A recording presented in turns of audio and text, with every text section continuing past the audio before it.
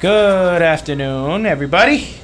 I'm Wally Villanueva Jr., and you're listening to the special edition of The Awesome Panel here on WHITradio.org. With me is a very special guest today. She's in Mr. DePiro / Mr. Myers class, Samantha DeRocha. Hi, guys. Who is a junior here in high tech, and she was brave enough to join me on the show today. So thank you so much for having me, and Thank you for having me, Wally. You're welcome. You are very welcome. Yay. And with me, as always, is the most awesome teacher in the whole world, Mr. DePiro. Yeah! All right, now on with the show. Today I'll be discussing about current events and what is going on in our country today. On Sunday, Father's Day, radio legend Casey Kasem died yesterday morning in Washington State. He had been suffering from a Lewy body disease. It's a type of Alzheimer's, and it's also a type of dementia. Do they know how long he's had that for? I think he's had that for quite some time, like about a few years. Oh. About a few years, yeah. Nice. And, he was well known for his radio show, America's Top 40. And my grandmother and my mother used to listen to him. If they wanted to know what song was hot back then in the 80s or the 70s, they would listen to Casey Kasem. And he would talk about, this song is really, really hot right now. He knew everything. He knew everything, and he would always give a fun fact before he played the song about the artist that was singing the song. And I thought that was pretty amazing of him. And he's notorious for the voice of Shaggy from Scooby-Doo. I love Scooby-Doo as a kid. That was my kid. I was so happy when I grew up because I grew up with my initials being SD. So I was convinced that perfect. I was Scooby-Doo. So Scooby-Doo, when I found out about that he passed away, I was absolutely shocked. I was like, "What? He can't die." Yeah, he was also well known for his closing remarks in his show. He would always say, "I'm Casey Kasem, reminding you to keep your feet on the ground and reach for the stars." He would always say that, and I thought that was pretty amazing how he would say that, and it influenced a lot of broadcasters that are out there in the field today. I saw a picture on Facebook earlier today, and I saw a picture of it was like a picture of a grave. Mm-hmm. Someone said his name, and it had a little picture of Scooby next to him. And I was just heartbroken. I was like, no. Yeah, I know. He was only 82 years old, too. He was only 82. He died. Yeah. Anyway, now, next on my list, the FIFA World Cup. It's there. It's happening. Today we will be talking about the list of the top 7 FIFA World Cup's soccer teams, the most highly anticipated teams to be facing off. Now, we're going to count backwards from number 7, the USA versus Ghana. That sounds exciting. That does sound exciting. Oh, my God. US versus Ghana. That's coming up today, too. It's today. Oh, yes, it is today. It's today at 6? Yeah, I believe so, at 6 o'clock. You can catch it on ESPN, Telemundo, all those, soccer playing channels. I believe at 6, Iran is playing somewhere. Yeah, Iran is going to be a good one. Number 6, Brazil versus Mexico. Oh, my gosh. There you go. That was my reaction. As soon as I saw that, I was like, Brazil versus Mexico. Me being Brazilian, oh, my God. That is exciting. Yeah. I could tell. I was like, Brazil versus Mexico. All right, number 5, Spain versus Australia. Spain has had a bit of a little bit of a trouble, and Australia, I don't actually know what to think about that anymore. After the 2 games that passed, Netherlands and Spain, and Chile and Australia, that can go either way. I guess so. I guess no idea. It's survival of the fittest when it comes to FIFA World Games. Oh yeah. All right, number 4, Uruguay versus England. That's kind of tough. That's a big deal. It's a tough team. England is a very tough team. They have like members of Manchester United. Uruguay won the World Cup. Yeah. The first World Cup? I think so. I think they did win the first World Cup. And they hosted the first World Cup. Yeah, I believe so. Yeah, they did. Man, I want to see that game. I really do. Next one is Germany versus Portugal. Oh, no. Look at that. Yep. Look at that facial expression right there. Yep. That game ended about maybe like half an hour ago. Yeah. Yeah. I am Portuguese. That's.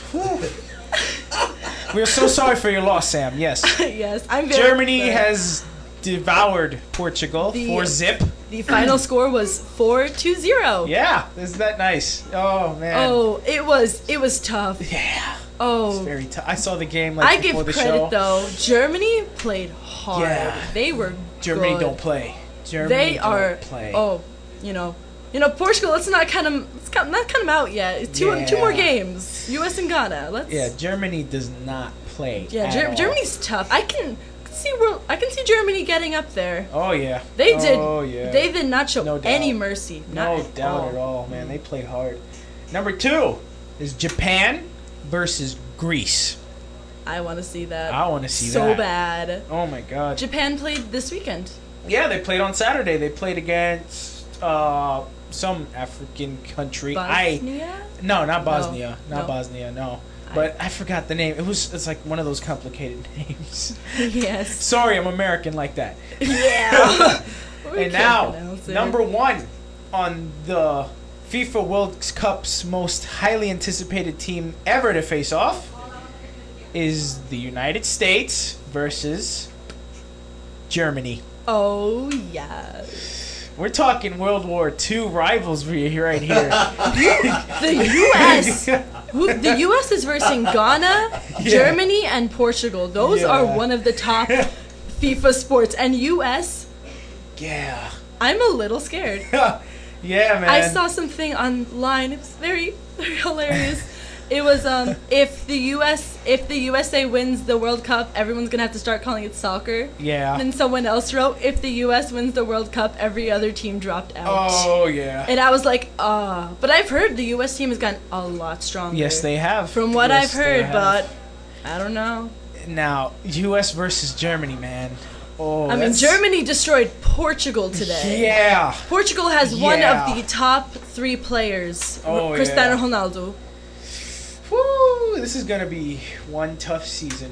It really I can't wait. Oh my god. I can't wait either. This is going to be really, really tough. I'm excited. We also have a news flash here for you today. The baseball great Tony Gwynn has just been announced dead today at Palmerado Hospital in Poway, California. According to a release form from the National Baseball Hall of Fame and Museum, Gwynn was elected to the National Baseball Hall of Fame in 2007, having a total of 3,141 hits in 20 seasons with the San Diego Padres from 1982 to 2001. Oh, he died this morning. He just died this morning, yeah. Do they know of what? I'm actually about to get to that right now. Oh. He won 8 National League batting championships. He was a good hitter. Oh. Yeah, he was really good. My father grew up watching him, and he was one good hitter. I can vouch for that because I grew up watching him too, Wally. Yeah. And he was the last person you want to see at bat. Yeah. In the clutch situation was Tony Gwynn come up because he could just hit a single when he wanted to or hit a home run when he wanted to. Yep. He was a really tough batter to get out. He just walked up like, I think I'm going to do a home run. Yeah. I'm feeling it. Kind of like that, you know. He looked for his pitch, and if he got it, it was gone. And I think the Padres played the Yankees. Mm-hmm. In the World Series. And they underestimated Tony Gwynn so hard, and they made him look like fools. And I'm a Yankee fan, and I'm not afraid to tell the truth. Tony Gwynn made the Yankees look like fools. I've seen highlights of the game. Man. Baseball. Yeah. He was a key member, and the release said of the 1984-98 San Diego Padres National League Championship team, he was a big deal. His cause of death was salivary gland cancer. Oh. Yeah, he was he was known as Mr. Padre. Oh. That's what they called him, Mr. Padre. He was 54 years old.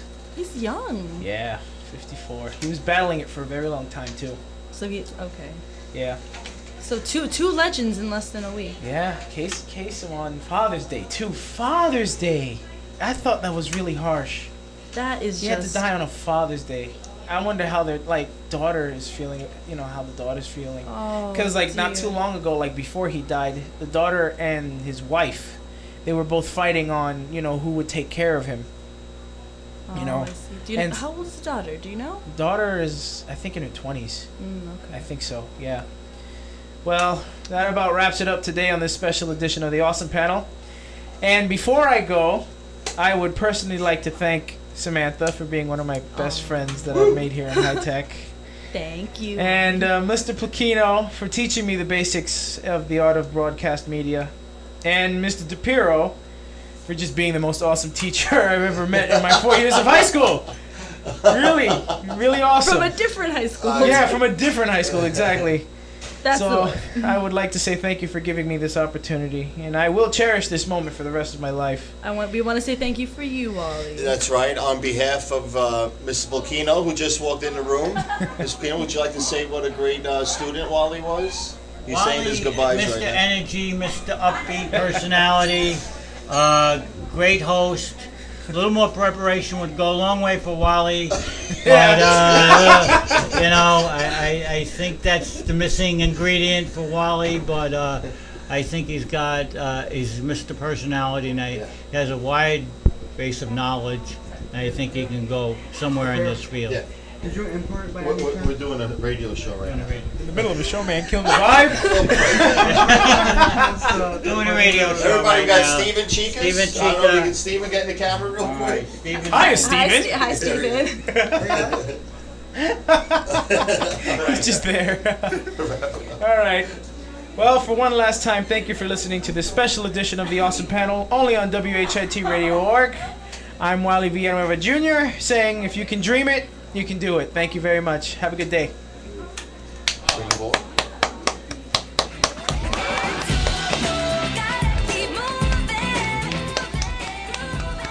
I'm just